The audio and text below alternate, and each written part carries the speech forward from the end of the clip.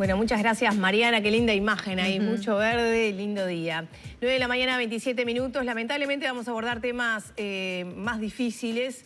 Recibimos al presidente de INAU, Pablo Abdala, porque este año hubo 529 casos de explotación sexual infantil y la cifra es la más alta registrada hasta ahora. Es una tendencia creciente en los últimos años, creciente y constante. Abdala, bienvenido. Muchas gracias, como siempre.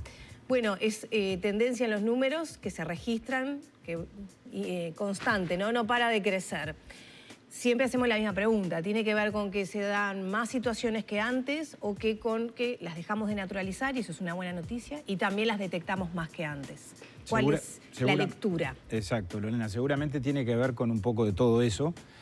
Las cifras en principio parecieran indicar un leve incremento o una cierta estabilidad, pero esto no podemos plantearlo en términos de ser complacientes. En todo caso es la confirmación de una realidad compleja, porque de hecho hay un incremento. Y además lo que tú decías al principio, de los casos que acontecen o de la situación asociada o las situaciones asociadas a la explotación de niños, esto es una parte, que es la parte que llega al conocimiento del sistema, la parte que se denuncia, que se registra, que se aborda.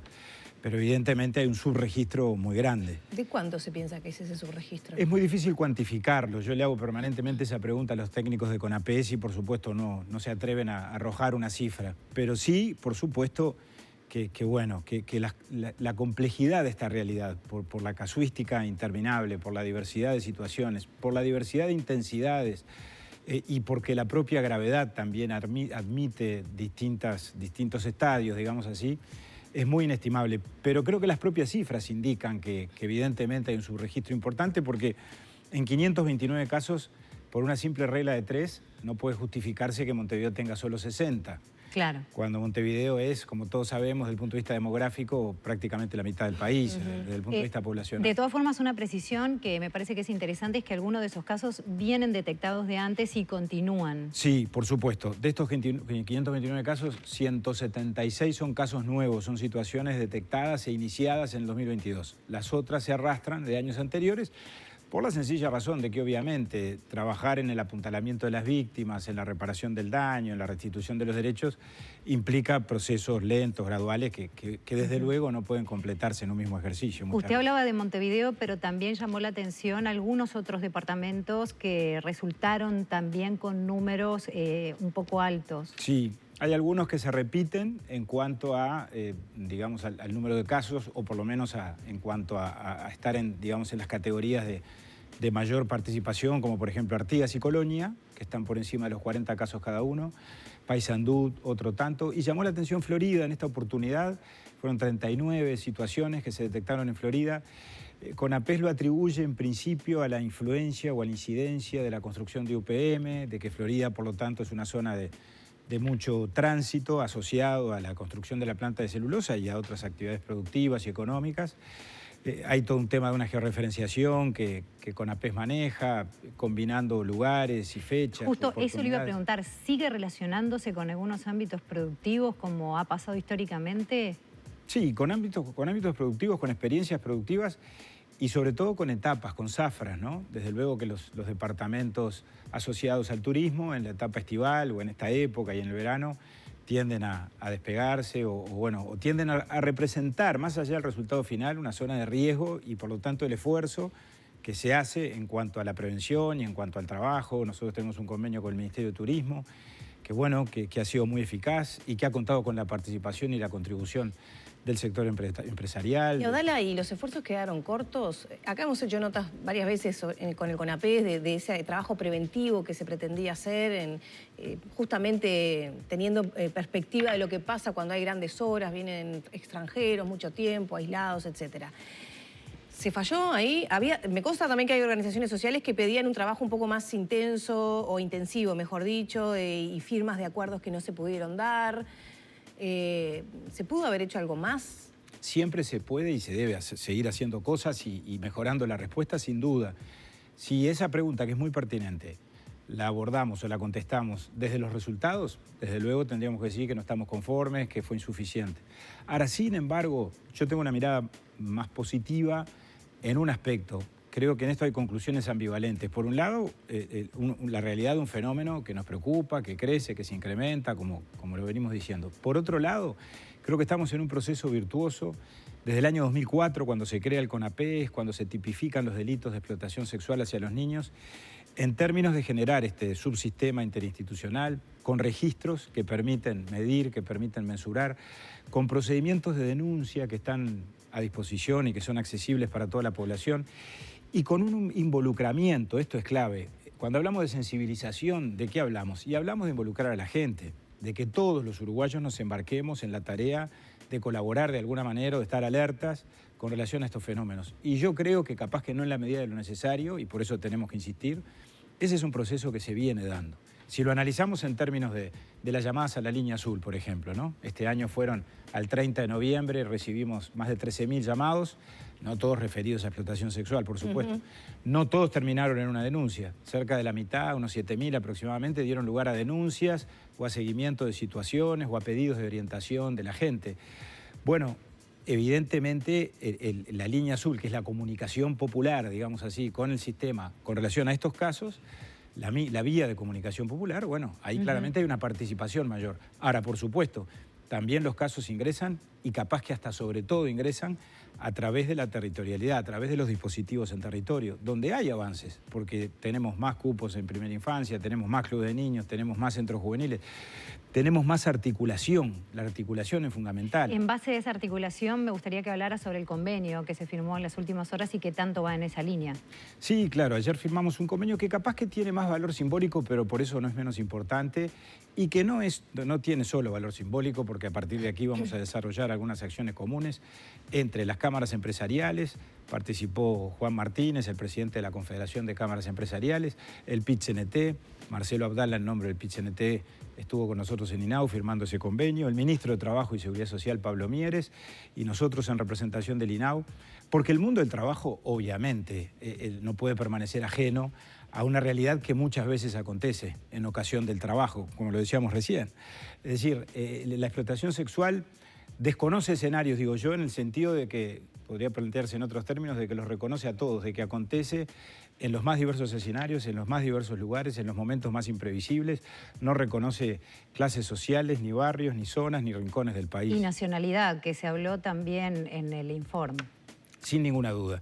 Y como, por lo tanto, el contacto con el mundo del trabajo es real y de hecho acontece, por ejemplo, cuando hay asentamientos humanos excepcionales en determinado lugar porque se está construyendo una planta de celulosa, o en la actividad comercial asociada al turismo en la época de verano, como decíamos recién, bueno, es razonable entonces que quienes pertenecen a la institucionalidad del trabajo, el ministerio, las cámaras, el PIT-CNT, está muy bien que aparezcamos juntos, demos señales conjuntamente, y lo que firmamos ayer implica el compromiso de hacer acciones comunes.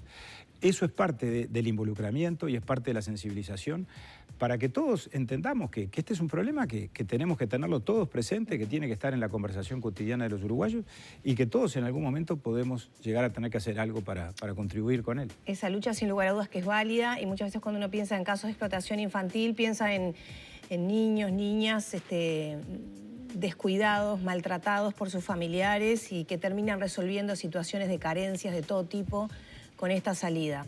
Pero también tenemos que hablar de redes de trata internacionales que tienen su pata en Uruguay y que están trabajando. ¿Advierten un cambio en ese sentido? ¿Hay redes armadas que están trabajando con menores en nuestro país? Redes de explotación hay a los más diversos niveles, unas más sofisticadas que otras en todo caso más artesanales, pero no menos dañosas, y que por supuesto vulneran los derechos y sin ninguna duda generan un daño del mismo tenor con relación a las adolescentes que son víctimas de ellas. La casuística en esto, repito, es absolutamente diversa e interminable. Se dan muchas situaciones asociadas a adolescentes que están institucionalizadas en el INAU, otras se dan con relación a adolescentes que no han tenido nada que ver con el INAU, pero que a raíz de la situación de explotación, en ese caso sí, ingresan al sistema y quedan institucionalizadas. Y muchas veces hay participación de adolescentes que vienen del exterior y que en tal caso en la búsqueda de un futuro mejor y de una posibilidad laboral o de un avance del punto de vista social o del punto de vista económico, caen en las redes, quedan entrampadas en ellas ingresan por la causa de la explotación sexual y terminan también vinculadas al mundo del narcotráfico porque son dos males y dos flagelos que van de la mano y que se entremezclan. Es de una enorme complejidad. Firmamos esta semana un protocolo muy importante vinculado con el tema de los niños y adolescentes que provienen del exterior, que es el protocolo de la niñez migrante, precisamente para poder detectar desde el inicio, desde el ingreso mismo de ese niño y de ese adolescente al territorio nacional, cuando ingresa en condiciones sospechosas, cuando no tiene la documentación en regla o cuando la relación que lo vincula con el adulto que lo acompaña no está clara o es dudosa. Bueno, en todo eso estamos tratando de extremar las medidas, de extremar los procedimientos y los protocolos para poder combatir este fenómeno. Y en el otro extremo, que no quiero dejar de tocar, está la otra problemática, que es cuando pasa en el entorno del niño, en el entorno familiar, entre los conocidos, que quizá es hasta más difícil que salga a la luz porque entran otro tipo de factores a tallar que complican y muchísimo la situación. Más difícil de detectar y mayor el número de casos. De estos 529 casos, no tengo el dato exacto, pero sí sé que la mayoría pertenecen precisamente a situaciones individuales que se dan en el ámbito privado, en el ámbito de la familia, y que los perpetradores de estas situaciones son los propios referentes adultos, aunque parezca increíble. Dentro del horror es una buena noticia, digamos. Sí, pero al mismo tiempo creo que nos pone, Lorena, ante la reflexión o ante el impacto de advertir hasta dónde podemos llegar en términos del debilitamiento y la degradación desde el punto de vista, digamos, de no darle valor a las cosas que lo tienen y de no asumir las responsabilidades que tenemos con los niños. Nos interpela como sociedad. Absolutamente. Eso realmente no tiene palabras. Que una madre muchas veces sea cómplice de un padrastro o de un padre en la explotación de un hijo o de un niño o de una niña. ¿Qué pasa con esos niños? ¿Cómo se hace para que puedan seguir adelante? Para que, por supuesto que es algo que no tiene solución, que después que sucedió ya el daño está hecho, pero ¿cómo se los acompaña desde su institución? El daño, por supuesto, es un daño tremendo que difícilmente se termine de superar completa o definitivamente, pero por supuesto hay métodos que tienen que ver con la restitución de los derechos, con la reparación del daño. Allí la interinstitucionalidad es clave. INAU tiene dispositivos que tienen que ver con los centros de tiempo parcial de proximidad, específicamente referidos a la violencia, al abuso sexual, a la explotación sexual. Hay 9 proyectos de esas características en el Uruguay. En este momento estamos en vías de abrir 2 más, uno en la ciudad del Plata, que notoriamente es una zona que ha tenido una explosión demográfica tremenda, otro en Artigas, está en pleno proceso de llamado, porque Artigas sabemos que es una zona, la frontera suele ser una zona muy compleja con relación a todo esto. Claro. Estamos reformulando el trabajo de los equipos itinerantes, El Paso, Gurises Unidos, que han trabajado tradicionalmente con el INAU, pero ahora a los equipos itinerantes les vamos a exigir mucho más que antes, porque queremos que haya un anclaje territorial mucho mayor. Trabajan muy bien esas organizaciones, pero lo hacen desde la capital. Entonces, cuando acontece una situación de estas o hay una víctima en algún departamento del interior, allí se traslada a la organización. Nosotros queremos una respuesta más inmediata y estamos exigiendo para la firma del nuevo convenio, eso también está en proceso de adjudicación, la presencia de técnicos en el territorio, afincados en el territorio y trabajando en la prevención. Pablo, ya tenemos que cerrar, así que 30 segundos para la respuesta. Estamos hablando de una parte del problema que son las familias y los niños, niñas y adolescentes. No le compete al INAU, pero va a haber un pedido a la institucionalidad nacional de trabajar con quienes consumen, que son la gran, ¿no? Siempre cuando hablamos del problema hablamos de los afectados como si fuera solo resolverlo ahí. Y mientras haya demanda de hombres que quieren acostarse con chiquilinas, de hombres, y la mayoría, digo hombres porque son la mayoría de los consumidores, ¿no? Que consuman pornografía infantil, que tengan deseos sexuales con niños, niñas.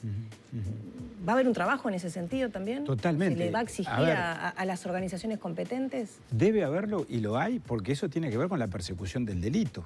Estamos hablando de delitos, ¿verdad? La ley del año 2004 claramente tipifica el pago, la promesa de pago por favores sexuales de menores de edad como un delito y un delito grave. Y parte de lo que hay que hacer es poner esto negro sobre blanco y que todo el mundo sepa y se notifique que el que comete, aunque más no sea la tentativa o cae en un indicio o en una insinuación de una conducta de estas características, es pasible de reproche penal y de ir preso. Y obviamente con el Ministerio del Interior hay un trabajo permanente. El Ministerio del Interior es parte del CONAPES. Entonces, desde luego que esa articulación está y es absolutamente indispensable y por lo tanto de lo que se trata es de tener una política criminal que tiene que ver, por supuesto, con identificar a los culpables, para lo cual INAU contribuye mucho y hay avances en eso, Lorena, desde el cambio del modelo procesal penal. La articulación con la Fiscalía y con nosotros es muy saludable en las dos fases, en la de la protección de las víctimas y en la de probar los hechos para castigar a los culpables y hacer justicia con relación a estos crímenes abyectos. Abdala, muchas gracias por estos minutos. Gracias a ustedes, como siempre. Cerramos por aquí la charla, 9 de la mañana, 42 minutos. Una pausa y enseguida volvemos. Hablamos de salud visual al regreso.